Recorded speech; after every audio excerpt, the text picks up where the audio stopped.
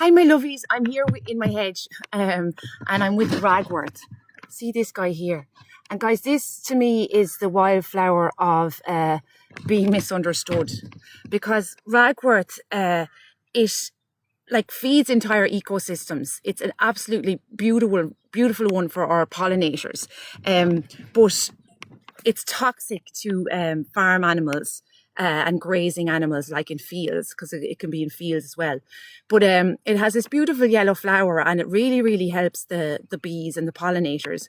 But then on the other hand, it has this toxic compound called pyrrolizidine, and that is very toxic for animals. So you can understand why farmers don't like it.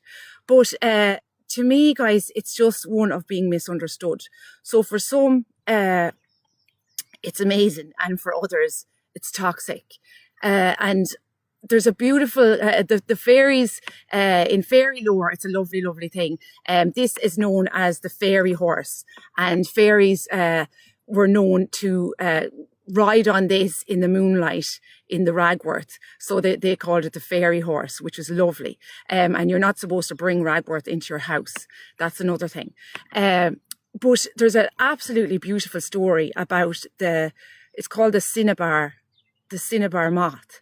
And the Cinnabar Moth couldn't exist without Ragwort. So this is another thing how it helps. So it's toxic, but also it has a beautiful co-relationship with the Cinnabar moth. So the Cinnabar moth, when it's a caterpillar, it feeds off the Ragwort. And the beautiful thing is that it takes in the Ragwort's toxic compounds, but it actually uses the toxic compounds as a protection for itself. So the caterpillar turns this amazing orange and black color, which warns off birds and prey from it, which is absolutely beautiful, I think. So it actually takes the toxic compounds, and it uses it for its own protection, which I think is lovely. And like for me, I'm just like the lesson that Ragwort teaches me is that when someone criticizes you, and when the world gives you poison, or maybe you can use that poison as your own protection.